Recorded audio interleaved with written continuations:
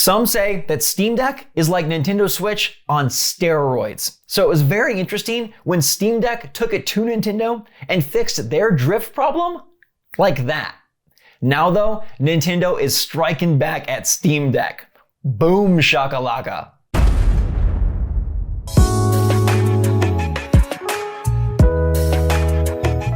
Good morning, Mario, and good morning, Switch fans. Happy Friday. My feet are freezing. I hope your feet are warmer on this fantastic final weekday, maybe in a sock, a shoe, or even a nice boot. Today, we've got a lot of news to cover, including Nintendo taking it to Steam Deck in a weird, interesting way. Plus, we've got a new Switch game that disappeared for about a year. It's back and it's releasing very freaking soon. Also, Nintendo stepping in to the scene of world events and doing what I would say are some smart, good moves. So we'll cover all that and more. So what's going on, everybody? It's Zach from SwitchForce. Thanks so much for being here, and I hope you're getting ready for a really good weekend. What do I got on tap? Elden Ring, Severance, Elden Ring, The Dropout, Elden Ring, maybe a board game, Elden Ring, the final episode of After Party. Let me know what you guys got planned for the weekend, and definitely let me know your take on today's topics in the comments down below, and hit that like button if you enjoy these shows. Now, my buddies at Perfect Darn Peripherals, that's PDP for short, they make great Switch controllers. All right, you can grab this guy with my special coupon code for just 25 bucks. The faceplate's removed, the sticks feel great, there's customizable buttons on the back, but if you're not a fan of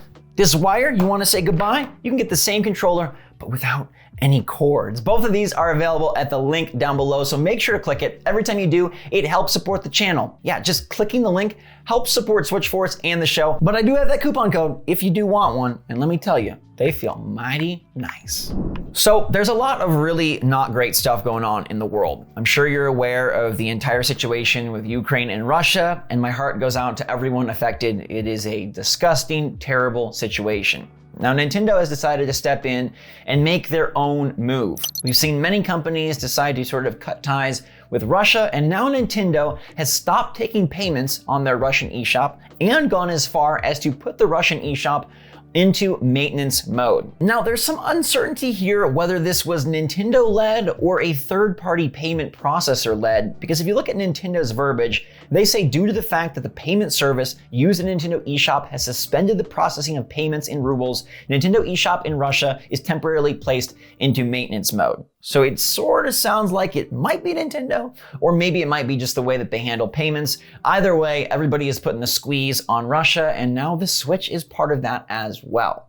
Furthermore, the Pokemon Company decided to get involved and made a very nice, big, and immediate donation to the kids and families of Ukraine. They decided to put forth $200,000, which is no small sum, and that money is being given to Global Giving to help aid in humanitarian relief. I think that is an awesome move by the Pokemon Company. They've had a very good week or so with the announcement of Pokemon Scarlet and Violet. That was huge news, and they handled it so respectfully. You notice that they didn't really advertise that Pokemon Presents, and it was indeed to try and have respect and awareness for the global situation and not rah, your really exciting presentation and announcement, because sometimes there's more important things going on. And I gotta say kudos, I really love to see this, and I hope to see more companies follow suit and donate and contribute and really try and help out these people that are in huge need and are hurting. It's really, really awful.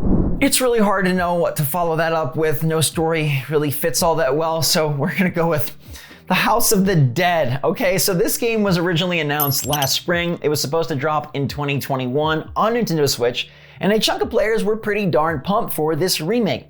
Then it kind of went ghosty. It went dead, if you will, and now it's finally back, revealed today in a brand new trailer with a release date of April 7th. So this is again just packing in the first half of the year with so much stuff on Switch. Now, if you know House of the Dead from the arcade days, this is a pretty fun light gun shooter. It's gonna have both motion and normal controls. It's gonna have local multiplayer. It's gonna have 720p 60 FPS docked, 720p 30 FPS handheld. So it is a Switch game, but if you do have nostalgia for this franchise, or you just want something fun, kind of mindless, and enjoyable for a co-op afternoon or weekend with a buddy, this is probably a nice pickup. One thing that is still uncertain though is the price point, and I'm fingers crossed that they price this appropriately, because if they go like 20, 25 bucks, like I said, that is a great little game to spend some hours with and have some fun.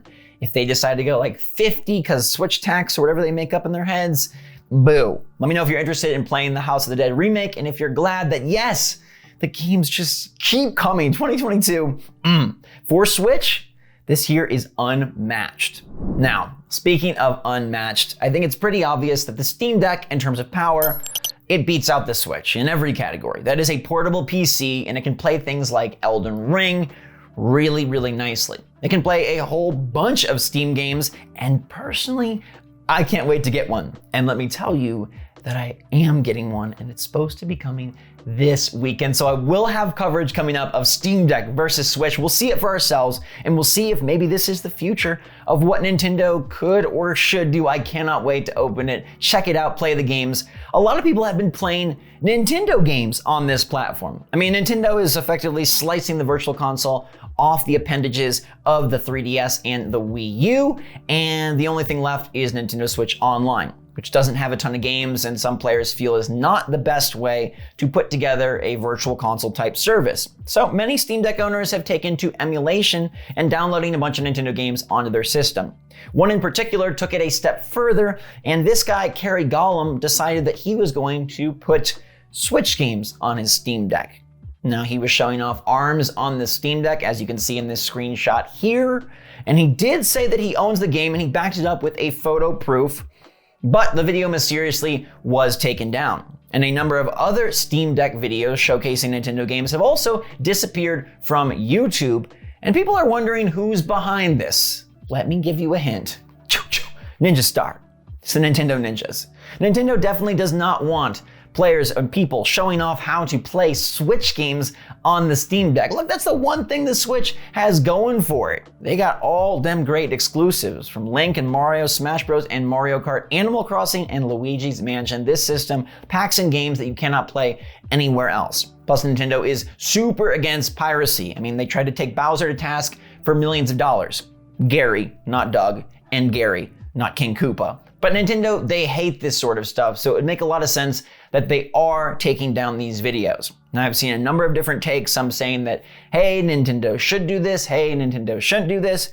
I'll let you decide what you think and feel about this issue, but I wanted to bring your attention that they're like, no, you can't do this. And look, right now it's Nintendo slapping Steam Deck and saying, you will not play our games, but let's be real, Nintendo would probably slap any platform not named Switch trying to play their games. They got this stuff on lockdown. They take it super seriously, probably more seriously than anyone else. So, I mean, it was inevitable. Someone posts ARMS on Steam Deck, the ninjas, they all around us. For me, I plan to use my Steam Deck for things I can't play on Switch. Like, I love the Switch so much for all of its Nintendo stuff, and I do think they're doing better at adding games. I really need them to continue the flow of Virtual Console Nintendo Switch Online releases, and I do hope they add Game Boy Color and Game Boy Advance sometime later this year. But I want to use the Steam Deck for games like Elden Ring, for games on my Steam profile, things that I can't possibly play on Switch, upcoming titles like Tiny Tina's Wonderlands, the new Borderlands game, or Ghostwire Tokyo. Playing those on the go will be ridiculous, and hopefully it gives an insight and a window into what the Switch 2 could possibly do after all those leaks from Nvidia about NVN2 and the DLSS and whatever happens with the Switch Pro, Switch 2, Super Switch, whatever it's called. This could be our future. And that to me is super exciting. Let me know in the comments down below if there's anything specific you want to see from Steam Deck versus Switch, and definitely stay tuned because those videos are coming this weekend. Before we officially confirm your weekend, let's talk about today's poll, which is all about Kirby, right back at ya. Anybody ever see that show? Well, hopefully you had a chance to play the demo because it's downright great. The Forgotten Land demo shocked us yesterday. Surprise drop. Gabe and me had a big conversation. If you want to check it out, that video was on the channel yesterday. But it seems like a bunch of you did in fact enjoy the demo. 36% said, yeah, I love the demo, and only 4% were disappointed by the demo. I have to imagine that 4% are players that wanted a more challenging, difficult game, and I'm still fingers crossed that we get there. The boss battle was a nice hope that maybe they can provide some more challenge and more oomph as you progress through the worlds. I think there's gonna be a bunch of levels, a la Mario 3D World, so hopefully as we get towards the tail end of the game, it does up the ante, and I'm ready for a difficulty ramp, shooting Kirby straight into the sky. Now, 29% said not trying the demo, not buying. maybe you should reconsider, because this game, it seems like it's just charming as all heck, and I really love what they've done with the character and with the world and kind of taking it into the Mario 3D direction. Now, 30% of you said no demo, but I'm getting it for sure, and I totally understand, especially because at the end of the demo, there is a trailer that sucks. I'm not making a Kirby pun, I'm saying it sucks because it shows off so much of the game, and I hate that I saw it. Anyways, I am super hyped for this game. It's out in just a couple of weeks, and we'll definitely be playing it together. In the meantime, though, go play this weekend. Enjoy yourself. Take a deep breath, relax, recover, rejuvenate, and let's come back with more GMM on Monday. Of course, we got videos this weekend, and my Steam Deck should show up FedEx. Fingers crossed, my feet are cold, but FedEx, I hope that you are warming up your way to Arizona. In the meantime, everybody, stay safe, stay healthy, stay happy, stay positive out there. I love you a lot. Thanks so much for being here. Until next time, SwitchForce out.